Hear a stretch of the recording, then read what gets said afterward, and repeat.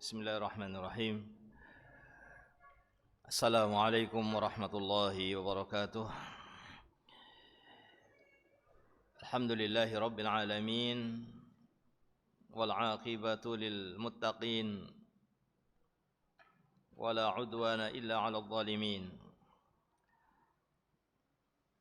Wassalatu wassalamu ala asyrafil anbiya'i wal mursalin nabiyina wa habibina wa sayyidina Muhammadin wa ala alihi wa sahbihi ajma'in. Allahumma la ilma lana illa ma 'allamtana wa 'allimna ma yanfa'una wa zidna ilma. Allahumma inna nas'aluka ilman nafi'a wa rizqan tayyiba wa 'amalan mutaqabbala. Amma ba'd. Ma'asyiral muslimat rahimakumullah, ibu-ibu yang dirahmati Allah Subhanahu wa taala. Alhamdulillah, kita panjatkan pujian kita kepada Allah Subhanahu wa taala atas kebaikan-kebaikan yang terus Allah limpahkan kepada hamba-hambanya, dan pada siang hari ini kita mendapatkan kebaikan yang sangat besar. Allah mudahkan kita untuk bisa berkumpul di majelis ilmu setelah kita berpindah kegiatan di bulan Ramadan pada kegiatan yang lainnya, dan kita kembali untuk berkumpul setelah bulan Ramadan ini untuk membaca kitab Ad-Durus Al-Muhimmah li'amatil ummah, karya Al-Imam Al-Alamah Syekh Abdul Aziz Ibn Abdullah Ibn Baz rahimahullahu ta'ala, salah seorang ulama yang wafat pada tahun 1420 Hijriyah. Dan insyaallah kita akan melanjutkan pembahasan pada Ad-Dars Tsalis, pelajaran yang ketiga dari 12 pelajaran yang disebutkan dalam kitab ini. Dari 18 pelajaran ya. Pelajaran yang pertama terkait dengan surat Al-Fatihah dan surat-surat pendek ya, mulai dari surat Al-Zalzalah sampai surat An-Nas ya. Kemudian pelajaran yang kedua terkait dengan arkanul Islam, rukun Islam. Dan pelajaran yang ketiga terkait dengan arkanul iman, terkait dengan rukun iman yang sudah kita bahas sebelum Ramadan, dan pada pertemuan ini kita akan mengkhususkan pembahasan terkait dengan rukun iman yang kelima, yaitu al-iman bil yaumil akhir, mengimani hari akhir ya. Dan keadaan manusia dalam keimanan mereka kepada hari akhir. Hari akhir itu apa? Ya, akhirat itu apa? Hari akhir ya setelah kematian. Hari akhir itu adalah kehidupan setelah kematian.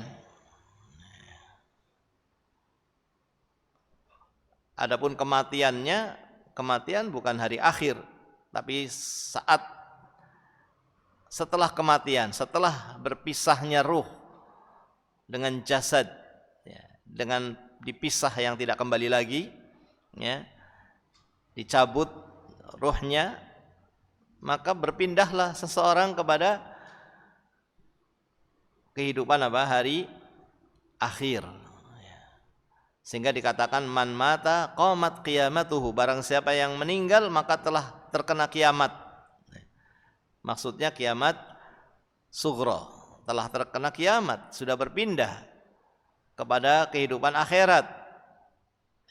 Maka sebagian para ulama menyebutkan bahwa, atau para ulama menyebutkan bahwa iman kepada hari akhir adalah mengimani apa yang diberitakan dari Al-Quran maupun dari hadis terkait hal-hal yang terjadi setelah kematian. Adapun kematian maka tidak ada yang mengingkari. Kematian sesuatu yang terlihat, sehingga orang kafir pun tidak mengingkari. meyakini akan mati. Semua orang meyakini akan mati tanpa terkecuali. Tapi meyakini setelah kematian apa yang akan terjadi, ini tidak semua orang meyakininya. Dan tidak sama keyakinan seseorang dalam meyakininya.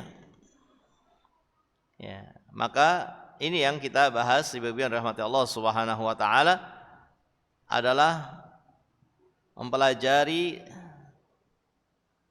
apa yang terjadi setelah kematian, dan ini adalah ilmu yang sangat penting, yang sangat dibutuhkan oleh kita semuanya, ya. Dan berkumpulnya kita di majelis ilmu, ya, adalah untuk kita bisa mendapatkan ilmu yang bermanfaat, mengharapkan kepada Allah agar ilmu yang sampai kepada kita adalah ilmu yang bermanfaat. Oleh karena itu kita berusaha untuk meluruskan niat kita, karena kebahagiaan, keberuntungan, ketinggian derajat di dunia maupun di akhirat dipengaruhi oleh ilmu yang bermanfaat. Sehingga kita luruskan niat kita sebelum kita melanjutkan pembahasan ini. Kita ingin ingatkan untuk kita luruskan niat kita agar semata-mata yang kita inginkan dari berkumpulnya kita di majelis ilmu adalah untuk mencari ridhonya Allah Subhanahu wa taala. Kita jawab pertanyaan yang harus muncul, untuk apa saya menuntut ilmu? Mengapa saya hadir di majelis ilmu? Maka paling tidak jawaban yang muncul adalah untuk mencari ridhonya Allah Subhanahu wa taala. Di sana tentu ada maksud-maksud lainnya, atau ada hal-hal lainnya yang perlu dijawab terkait dengan menuntut ilmu. Tapi di antara pertanyaan yang muncul dan harus bisa kita luruskan jawabannya adalah untuk apa saya hadir di majelis ilmu, dan jawabannya adalah untuk mencari ridhonya Allah Subhanahu wa taala. Karena kita diperintah oleh Allah, Allah memerintahkan saya untuk menuntut ilmu. Dan Nabi kita Muhammad SAW telah mencontohkan kepada kita, beliau berdoa kepada Allah, ya, sebagaimana diperintahkan oleh Allah, wa qur rabbi zidni ilma. Beliau meminta kepada Allah, Rabbi zidni ilma, menunjukkan betapa pentingnya ilmu, betapa butuhnya kita kepada ilmu. Oleh karena itu sekali lagi kita luruskan semata-mata untuk mencari ridhonya Allah Subhanahu wa taala, bukan karena dunia. Mungkin bisa jadi di majelis ini kita mendapatkan hal-hal yang terkait dengan dunia, ya. Ibu-ibu ada yang datang dengan membawa dunia, memberikan sebagian dunianya kepada sebagian yang lainnya, saling memberikan hadiah dan yang semisalnya. Maka alhamdulillah itu hal yang baik, tetapi itu bukan menjadi tujuan utama kita. Tujuan utama kita semuanya tanpa terkecuali adalah untuk mencari ridhonya Allah Subhanahu wa taala, untuk menjalankan perintah Allah agar kita menjadi orang-orang yang berilmu. Apalagi ilmu yang akan kita bahas tentang ilmu beriman kepada hari akhir. Di sana banyak ayat yang memerintahkan kita untuk berilmu tentang masalah ini. Allah berfirman, wa'lamu annakum ilaihi tuhsyarun. Ya. Ketahuilah bahwa kalian semuanya akan dikumpulkan oleh Allah pada kehidupan akhirat. Akan dikumpulkan kita semuanya. Setelah kehidupan dunia akan ada kehidupan akhirat. Maka Allah memerintahkan untuk kita menjadi orang yang berilmu. Fa'lamu, berilmulah kalian, ketahuilah oleh kalian bahwa akan ada kehidupan akhirat, ya. Bahwa kita semuanya akan menjumpai kehidupan akhirat. Dan itu akan dimulai dengan datangnya kematian pada seseorang, maka dia telah berpindah dari kehidupan dunia pada kehidupan akhirat. Ya. Dan ini ditunjukkan oleh banyak dalil tentang adanya kehidupan akhirat ini, tentang adanya hari kebangkitan, tentang adanya hari pembalasan, bahwa kita semuanya akan dibalas oleh Allah dari apa yang kita lakukan. Dalilnya baik dari Al-Quran, baik dari Sunnah, maupun kesepakatan para ulama, ya,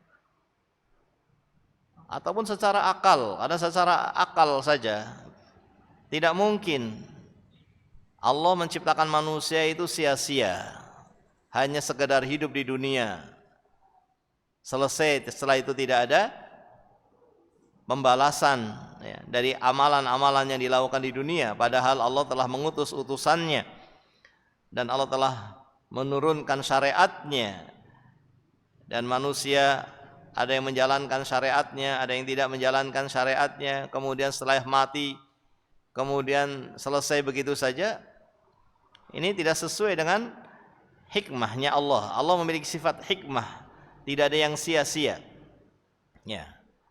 Maka jangan sampai kita menyangka, afa hasibtum annama khalaqnakum abasa, jangan kalian menyangka bahwa aku menciptakan kalian, bahwa kami, yaitu Allah, menciptakan kalian sia-sia. Tidak, ya, bahkan kita semuanya akan kembali kepada Allah, dan kita akan dimintai pertanggungjawaban atas apa yang kita lakukan di dunia ini. Bahwa dunia ini akan berakhir dan tidak ada yang tersisa. Yang kita bawa adalah amalan kita. Oleh karena itu para ulama mengatakan tasbihah wahidah, ya, satu ucapan tasbih yang tercatat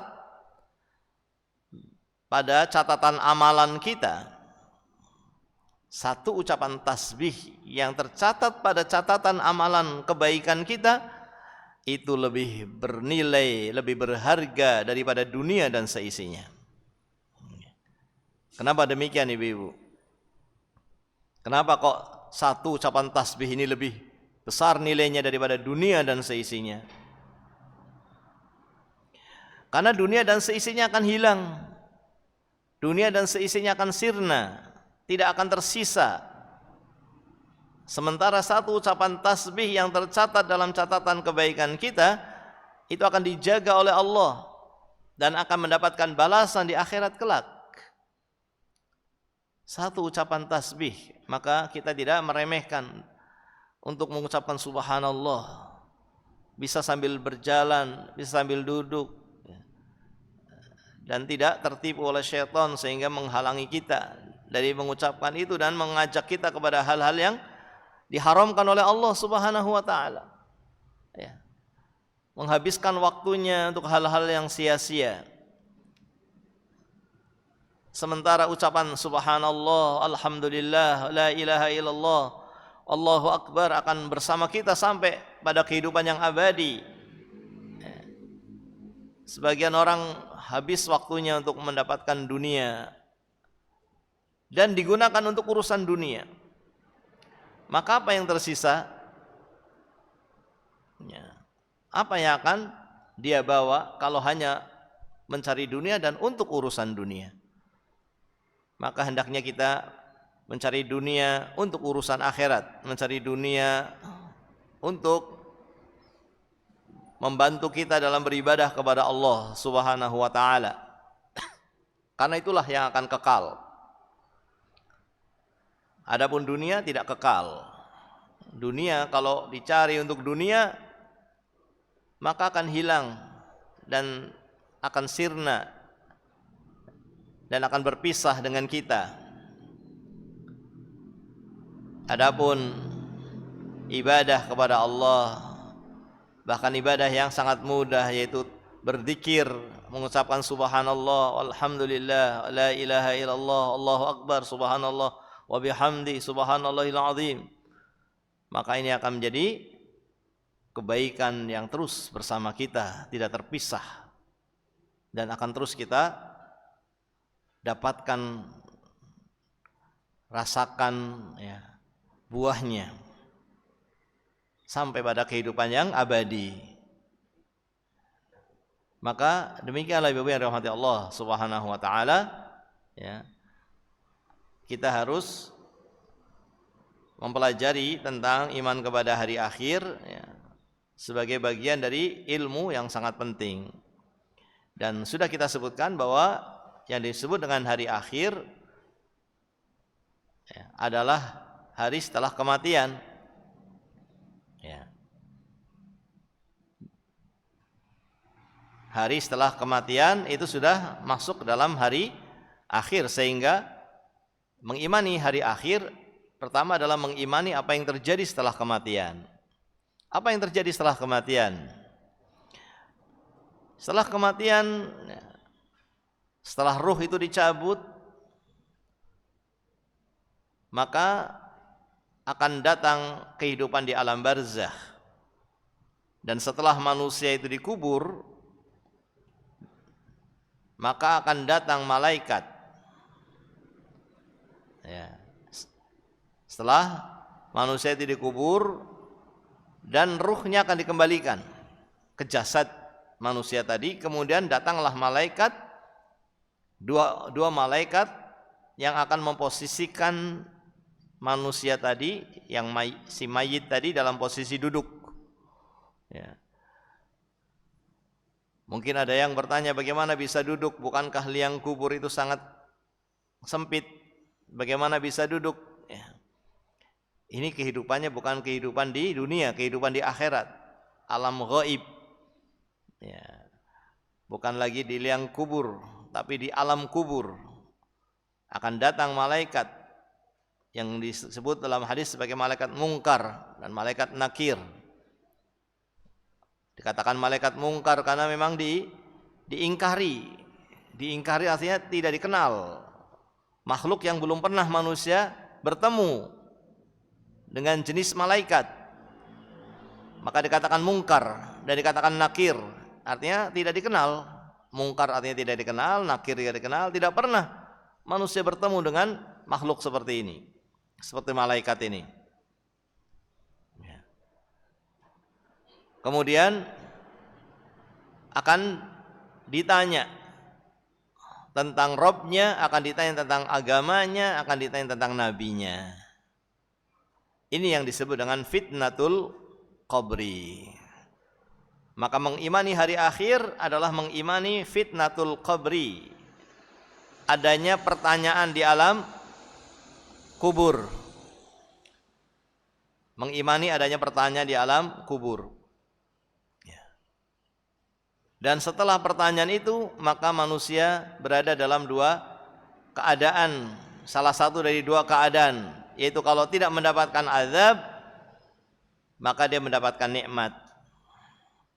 Maka di alam barzakh setelah kematian ada nikmat kubur dan ada azab kubur. Azab kubur ada yang terus menerus bagi orang kafir, dan ada juga azab kubur yang sementara, tidak seterusnya bagi orang-orang yang bertauhid, bagi kaum muslimin. Mungkin kaum muslimin terkena azab kubur, namun tidak selamanya dalam kehidupannya di alam kuburnya.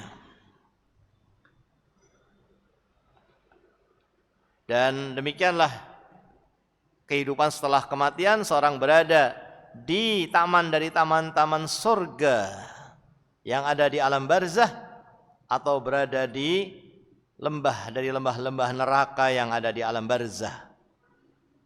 Nah, akan berada di lembah-lembah yang penuh dengan siksa, tempat yang penuh dengan siksa.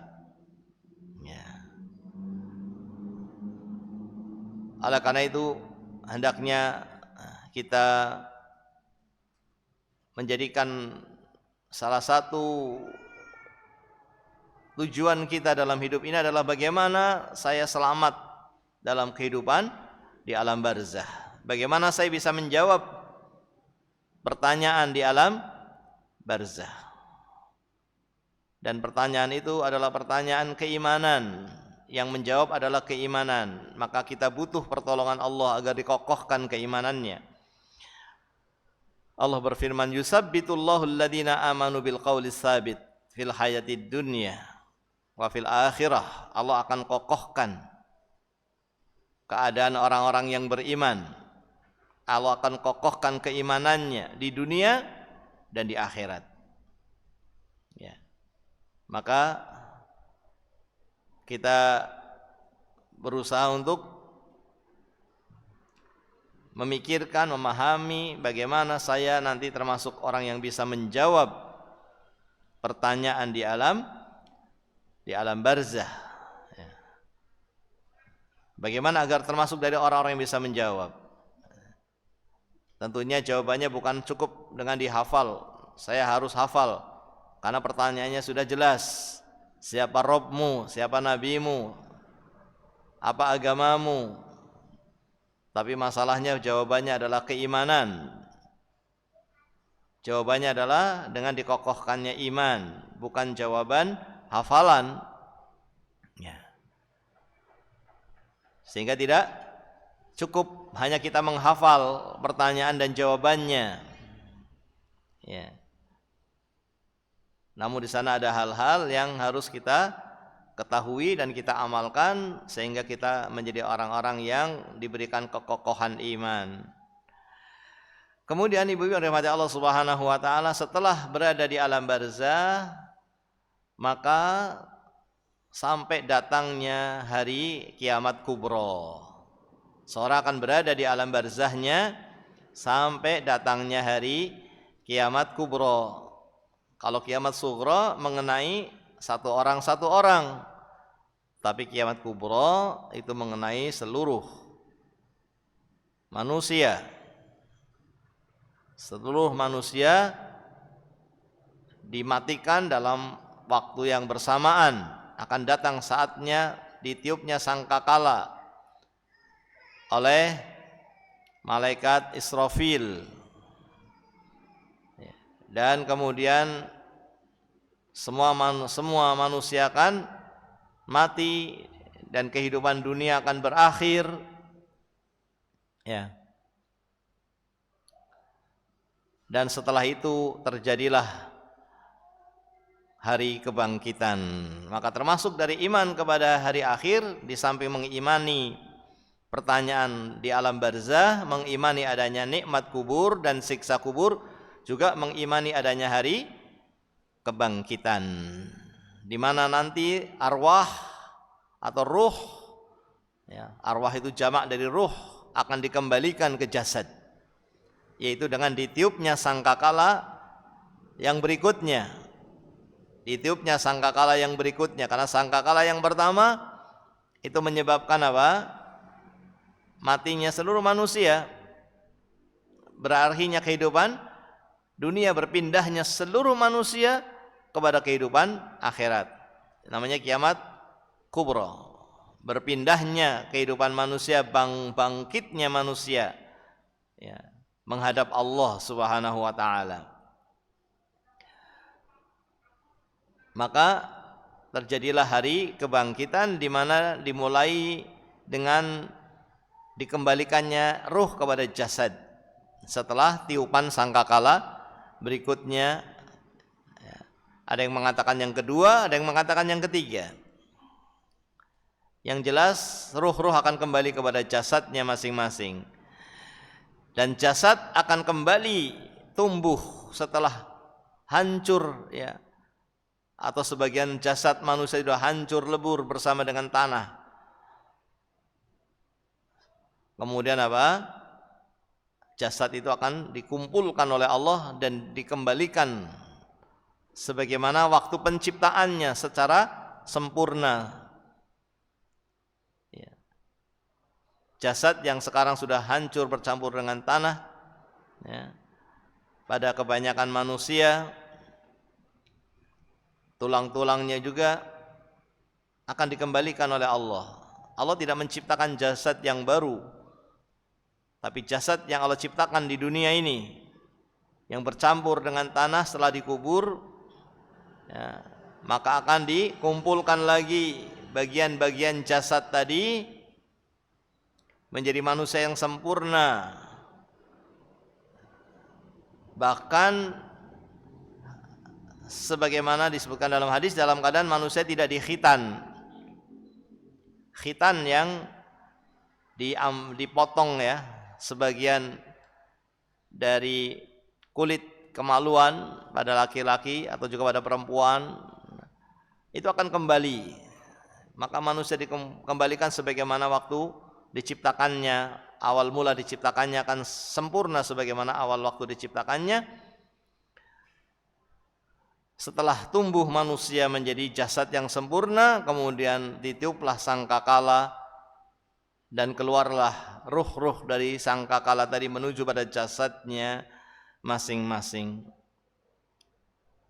Maka kemudian manusia berdiri di hadapan Allah di padang mahsyar. Nah, dalam keadaan disebutkan dalam hadis, dalam keadaan telanjang, tidak pakai baju, tidak pakai alas kaki, telanjang badan, dan dalam keadaan tidak dikhitan. Ya. Sampai Aisyah radhiyallahu anha ketika mendengar dari Nabi sallallahu alaihi wasallam tentang keadaan manusia yang telanjang kaki, telanjang badan, tidak dikhitan ketika di padang mahsyar, Aisyah radhiyallahu anha menanyakan kepada Nabi bahwa nanti ar-rajul yandur ila al-mar'a wal mar'ah yandur ba'duhum ila ba'd. Ya.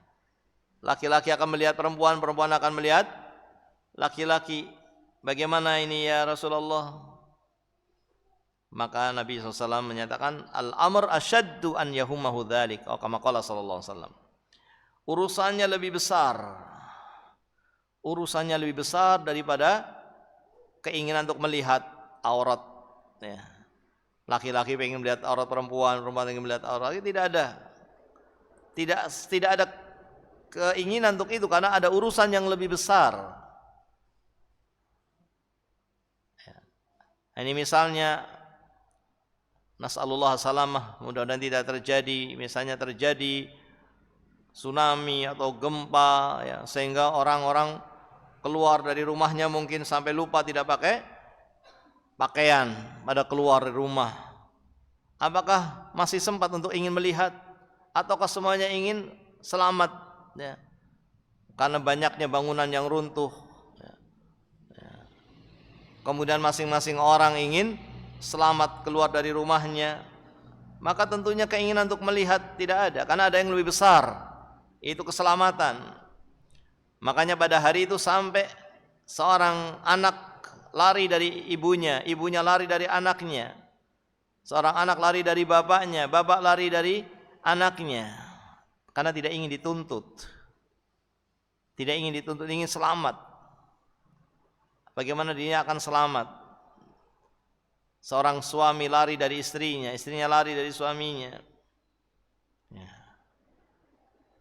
Semuanya ingin menyelamatkan dirinya masing-masing. Ya. Tidak lagi berpikiran tentang orang lain, yang dipikirkan hanyalah keselamatan dirinya. Ya. Dan ini adalah kehidupan yang panjang. Kemudian setelah itu matahari didekatkan dengan sedekat-dekatnya ya. Sampai kemudian ada syafaat dari Nabi kita Muhammad SAW setelah manusia mendatangi para nabi sampai kepada Nabi Isa alaihissalam, dan Nabi Isa alaihissalam tidak bisa memberikan syafaat pada waktu itu, pada saat itu, dan yang bisa memberikan syafaat, yang diizinkan untuk memberikan syafaat hanyalah Nabi kita Muhammad sallallahu alaihi wasallam. Maka selesailah kehidupan di padang mahsyar setelah Nabi Muhammad sallallahu alaihi wasallam memberikan syafaat. Dan mungkin setelah itu manusia berpakaian kembali, diberi pakaian oleh Allah Subhanahu wa taala. Ya, dan disebutkan dalam hadis yang pertama kali memakai pakaian adalah bapaknya para nabi, yaitu Nabi Ibrahim alaihi salam. Ya.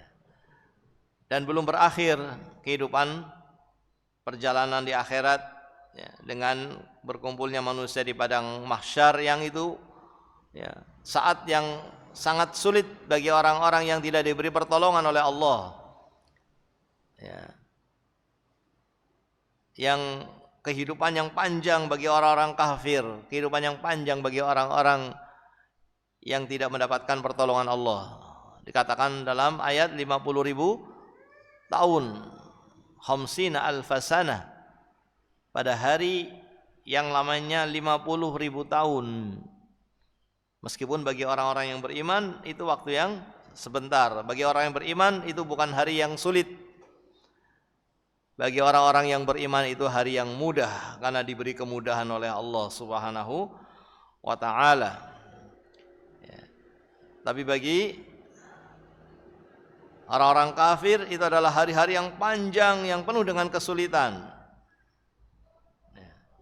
Di mana matahari didekatkan dengan sedekat-dekatnya. Ya. Dan mereka menunggu waktu yang panjang sampai datangnya Allah Subhanahu wa taala untuk menyelesaikan urusan manusia. Namun bagi orang-orang yang beriman itu adalah waktu yang sangat sebentar, bagaikan zuhur sampai asar atau bagaikan seasar sampai maghrib, ya. Waktu yang sebentar dan waktu yang tidak ada kesulitan. Ya.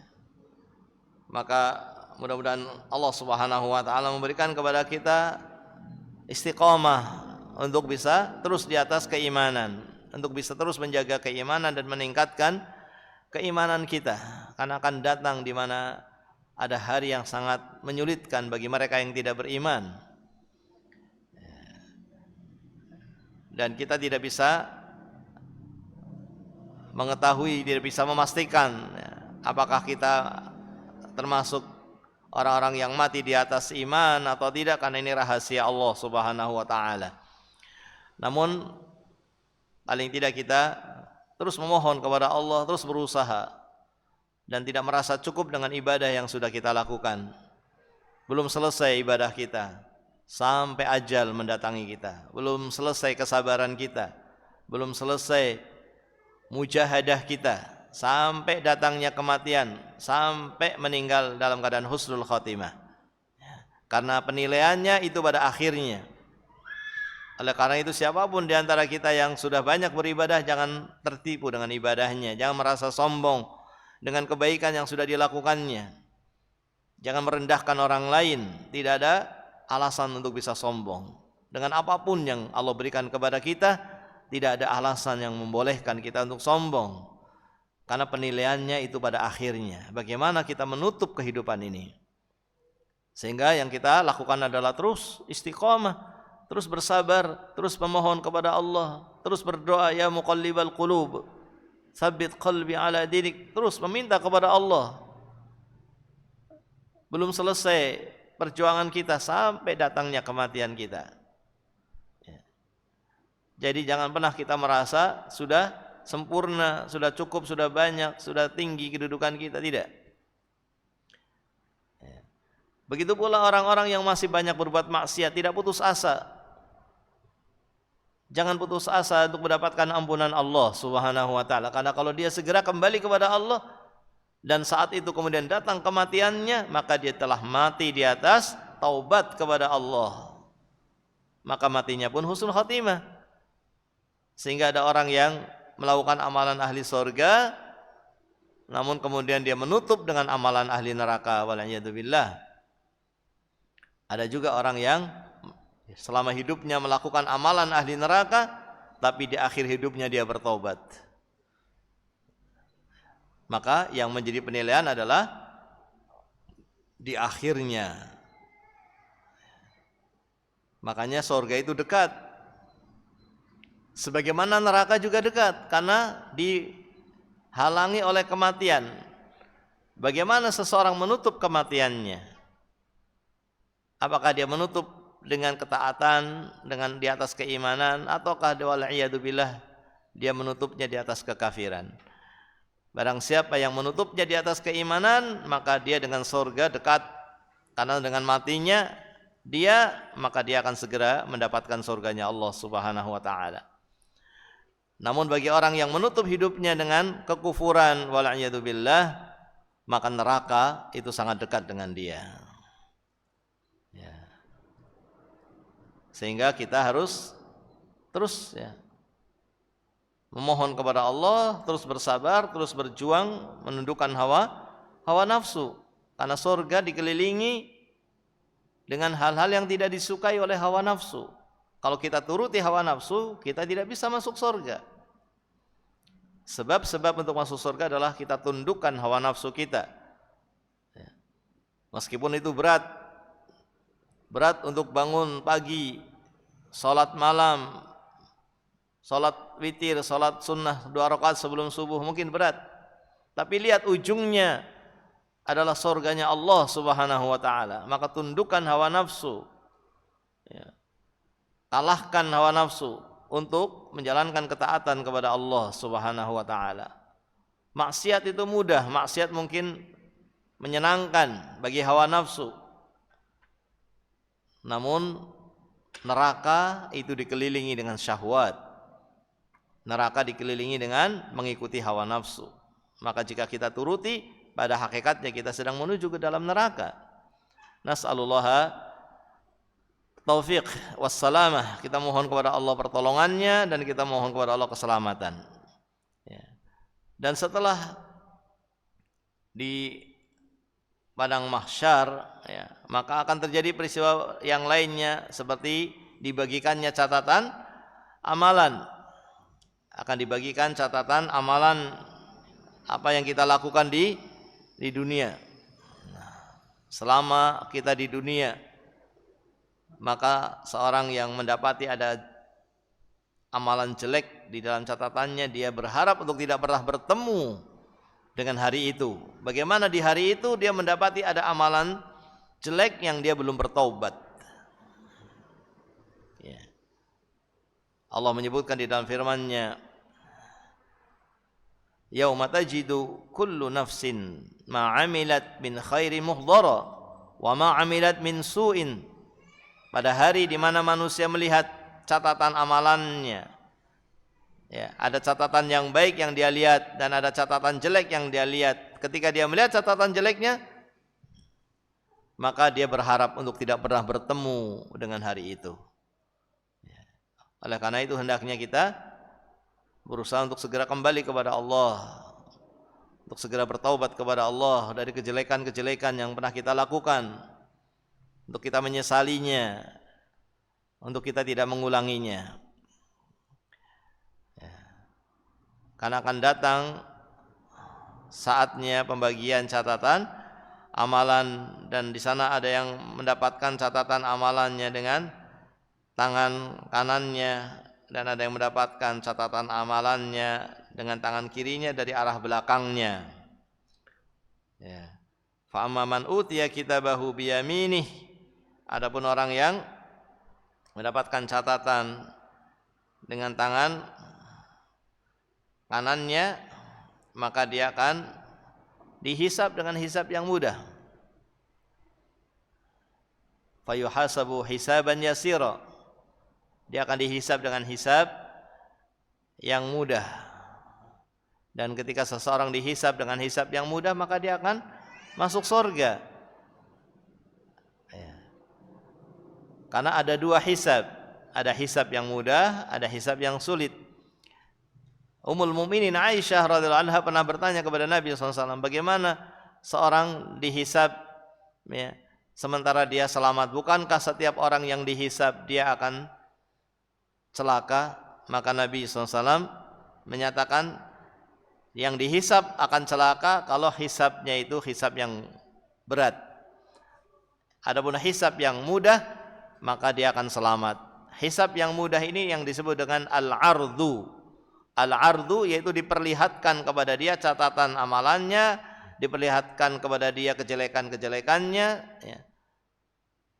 Namun diperlihatkan antara dia dengan Allah, berdua dengan Allah tunjukkan kesalahan-kesalahannya, dan setelah dia mengakui kesalahan-kesalahan tersebut, Allah mengatakan qad satartuha laka fid dunya, aku telah tutup kesalahan-kesalahanmu ini di dunia, ya. Dan aku telah ampuni engkau pada hari ini. Ini namanya ard, hisab yang mudah, yang hanya ditunjukkan saja dan kemudian Allah ampuni. Adapun hisab yang berat ketika seorang diajak munaqasyah, ada tanya jawab di situ, maka tidaklah orang yang dihisab kecuali dia akan diazab. Ya. Dan di sana ada orang-orang yang beriman, orang-orang yang bertakwa yang masuk surga tanpa dihisab. Ya. Ada di sana orang-orang yang beriman, orang bertakwa yang mereka masuk surga tanpa dihisab dan tanpa diazab. Ya, maka ya, hendaknya kita terus berusaha untuk mewujudkan ketakwaan kita kepada Allah, agar kita termasuk dari mereka yang bertakwa kepada Allah, sehingga nanti pada kehidupan di akhirat tidak termasuk dari orang-orang yang dihisab, ya, baik hisab yang ringan ataupun apalagi hisab yang berat, ya, sehingga kemudian masuk surga tanpa dihisab, tanpa diazab. Kemudian juga ada penimbangan amalan. Ada penimbangan amalan. Ada yang ditimbang catatannya, ada yang ditimbang badannya, tapi hakikat yang ditimbang adalah amalannya. Yang ditimbang adalah amalannya. Ya, oleh karena itu kesempatan di dunia adalah kesempatan untuk beramal. Dunia ini kesempatan untuk beramal, sehingga kesempatan ini hendaknya kita manfaatkan dengan sebaik-baiknya, dengan terus memohon pertolongan kepada Allah dan terus menuntut ilmu untuk kita amalkan, sehingga apa yang kita amalkan adalah hal-hal yang memang diterima, hal-hal yang merupakan kebaikan. Karena di sana ada amalan-amalan tapi tidak sesuai dengan tuntunan, sehingga amalan itu tidak diterima oleh Allah meskipun dia melakukannya dengan ikhlas, tapi karena tidak ada tuntunannya, maka menjadi amalan yang tidak diterima oleh Allah Subhanahu wa taala. Ya. Justru amalan itu membuat dia menjauh, semakin jauh dari keridhaan Allah Subhanahu wa taala, karena dia melakukan amalan-amalan yang tidak ada tuntunannya dari Rasulullah SAW. Maka di sini pentingnya untuk terus menuntut ilmu dan mengamalkan amalan di atas ilmu. Kemudian ada sirat, melewati sirat, dan di sana ada yang diselamatkan oleh Allah hingga melewati sirat, ada yang jatuh ke dalam api neraka, dan yang jatuh ini ada yang kekal dan ada pula yang tidak kekal. Atau bahkan ada yang mengatakan orang-orang kafir tidak melewati sirat karena langsung dilemparkan ke dalam api neraka. Namun yang masuk ke dalam neraka itu ada yang kekal dan ada yang tidak kekal. Dan sampai akhirnya berujung kehidupan ini pada kehidupan surga dan kehidupan neraka yang merupakan kehidupan yang abadi, yang selama-lamanya. Inilah negeri kita yang sesungguhnya. Negeri kita yang sesungguhnya adalah negeri akhirat, yang di sana ada dua tempat, di surga ataupun di neraka. Maka kita harapkan kita menjadi orang yang mengimani ini semuanya, bahkan bukan hanya dengan keyakinan yang tanpa keraguan, tapi keyakinan yang rosih. Keyakinan yang rosih ini keyakinan yang membuat kita selalu berusaha memperbaiki diri. Karena orang yang beriman kepada hari akhir ada beberapa keadaan. Yang pertama, orang yang tidak beriman, orang-orang kafir. Maka mereka orang kafir tidak beriman. Ada juga orang yang mengaku beriman tapi ragu-ragu dengan beberapa peristiwa yang diberitakan tentang hari akhir. Maka keraguan itu membuat dia keluar dari Islam. Karena tidak boleh ada keraguan tentang apapun yang terjadi pada hari akhir. Kemudian yang beriman ada dua. Ada yang beriman dengan jazim, beriman tanpa ragu-ragu, maka ini adalah orang yang mukmin. Orang yang mukmin yang mati di atas keimanan. Namun di sana ada yang lebih tinggi lagi, yaitu yang iman yang rasikh. Iman yang betul-betul membuat dia menjadi orang yang senantiasa mempersiapkan diri untuk kehidupan akhirat. Jadi orang yang senantiasa memikirkan bagaimana dia akan mendapatkan keselamatan di hari akhirat. Sehingga ketika mau berbuat maksiat, keimanannya membuat dia menghalangi dia untuk melakukan kemaksiatan tersebut. Atau ketika sudah terjatuh, segera dia akan bertobat karena keimanannya yang rasikh. Ya, keimanan yang membuat dia bersiap-siap, selalu bersiap-siap untuk hari akhirat. Ya. Yang khawatir ketika dia berbuat maksiat, yang menghalangi dia dari berbuat maksiat kepada Allah Subhanahu wa taala. Maka manusia dalam keimanan kepada hari akhir, ada yang kafir, memang tidak mau beriman sebagaimana orang-orang musyrikin di masa Nabi sallallahu alaihi wasallam. Ada juga orang-orang yang mengaku beriman tapi dia ragu-ragu pada sebagian peristiwa yang ada di hari akhir, ragu-ragu tentang adanya azab kubur, nikmat kubur, maka keraguan ini membuat dia keluar dari keimanan. Ada juga orang yang beriman namun iman yang tidak sampai rasikh, yaitu iman yang jazim tanpa keraguan, dan ini membuat dia sah keimanannya sehingga dia masuk ke dalam kelompoknya kaum muslimin. Dan di sana ada yang lebih tinggi dari itu, yaitu iman yang jazim, yang betul-betul menggerakkan dia untuk beramal untuk akhirat dan menghalangi dia dari melakukan kemaksiatan.